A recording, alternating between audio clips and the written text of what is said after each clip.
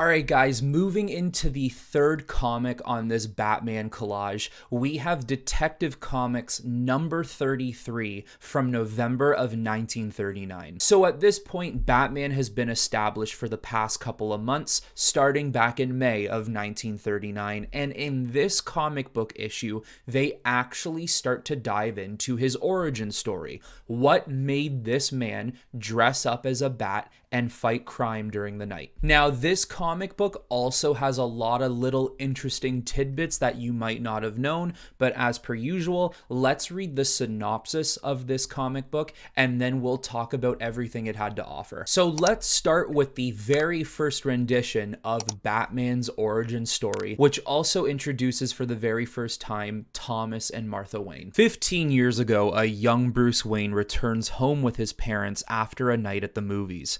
However, the family are ambushed by a criminal who demands his mother's necklace. As Thomas Wayne attempts to protect them, the criminal guns him down and shoots Martha as she cries out for help. Helpless to stop and traumatized by the incident, Bruce vows to avenge their deaths by defeating all criminals in his home city. After years of physical and mental training, Bruce decides to don a disguise to strike fear into the hearts of the superstitious, cowardly criminals. Noticing a bat flying into the room, he decides to take the identity of Batman. This actually feels very similar to how Christopher Nolan set up the origin story of his Batman in Batman Begins. In every origin story where Bruce's parents get killed, it's always disheartening, it's very sad, and it's very gruesome. But this one especially felt very, very harsh. It felt very eerie when reading that, the way it is in Batman Begins. I think Batman Begins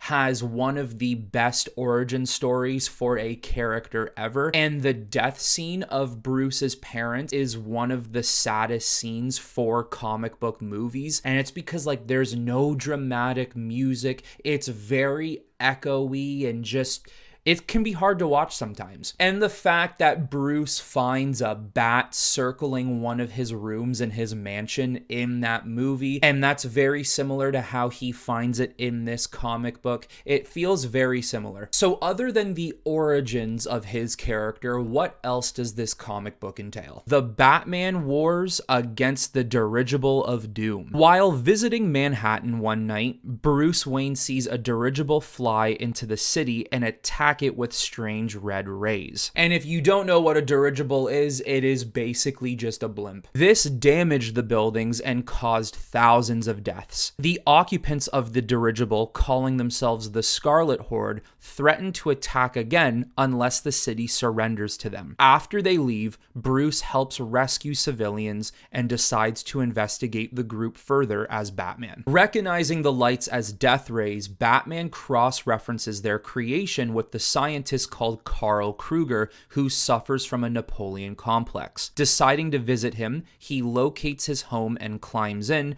discovering him in a meeting with his lieutenants. Together, the gang plan to attack in another 2 days, using the chaos to rob from many of the city's banks to fund their plans. After the group leaves Kruger, Batman confronts the scientist, but discovers he is protected by a sheet of glass. One of the lieutenants returns and subdues Batman. After tying him up, the group plant an incendiary bomb and leave him to die, hoping to frame it as Kruger's death. However, Batman cuts his bonds with a hidden blade and escapes before the bomb detonates. The following evening, Batman tracks one of Kruger's lieutenants, Riker, and intimidates him. As the scared scientist flees to Kruger, Batman follows him from his bat gyro. Using a smoke capsule, he disguises the second as a cloud and infiltrates the Horde's lair. Locating the group's death ray projectors, Batman destroys them and attempts to sabotage the dirigible. However, Kruger is waiting for him from a hidden room and shoots him as he attempts to damage the craft. Surviving due to his bulletproof vest, Batman subdues a guard as Kruger leaves to collect a surviving death ray projector. disguising himself by switching costumes with his captor. When Kruger returns, he uses the death ray to kill the guard and destroy the body, although Batman leaves unnoticed. Through the night, Batman works in his laboratory to create a chemical to protect the Bat Gyro and himself from the death rays. He then sprays the concoction over the plane before he can confront the group. The following day, the Scarlet Horde launches their second attack on the city. Batman attacks the group in his plane. As Kruger escapes in his own catapult plane, Batman crashes the gyro into the dirigible to destroy it, escaping with a parachute. Using his rope, he climbs onto the catapult and uses a gas pellet to subdue the would-be dictator. Kruger then loses consciousness and falls onto the controls, causing the plane to crash into the river. Batman manages to escape before it hits the water. The scientist dies. In the hours following, the remaining member of the Horde are captured by the authorities, ending their reign of terror. Now, the villains that were used in this issue, the Scarlet Horde, this has only been their ever appearance. They have never shown up again. Although the craft they were using,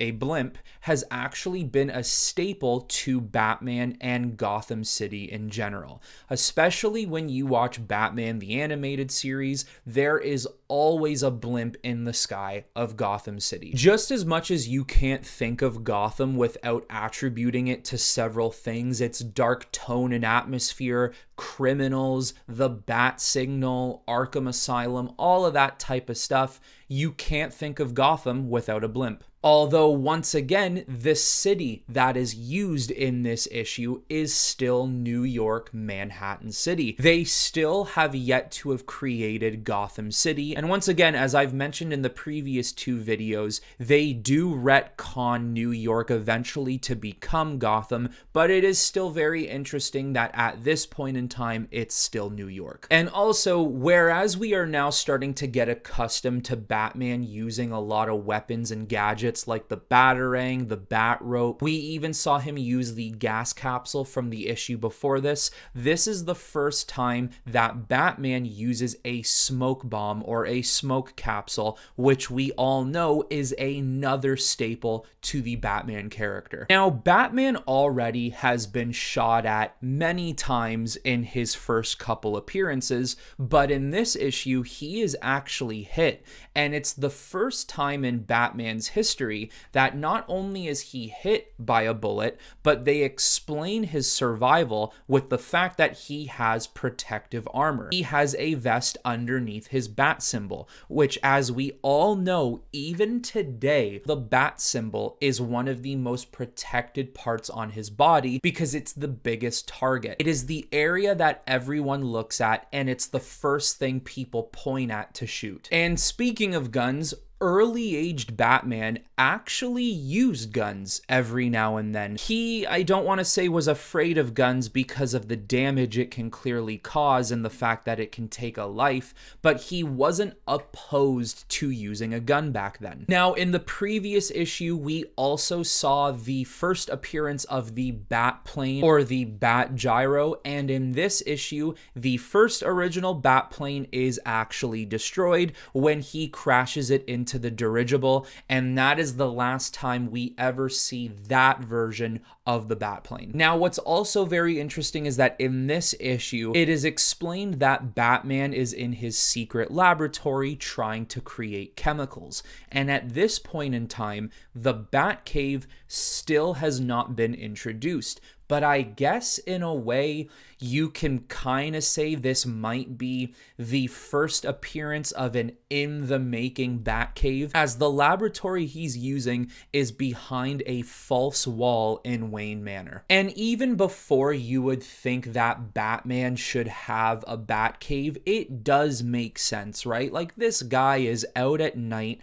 solving crimes. He's clearly very intelligent. He's going to need some area where he can take off his mask and work in private. At the very least, if he's not going to have a Batcave yet, it makes sense to have a secret room in Wayne Manor. But there it is, everyone. That is the third issue on this Batman collage that we have now covered. And this comic is a very, very, very, very important comic book because it deals with a lot of the classic tropes of Batman. We have the blimp, which will later be used in future Batman projects. We have the smoke grenade, which is easily a top 3 gadget that Batman uses. And of course, one of the most important ones we have today, which make him who he is the death of his parents, because without that origin story, Batman today is arguably a completely different character. But anyways, everyone, now it is your turn to let me know in the comments below what you thought of this issue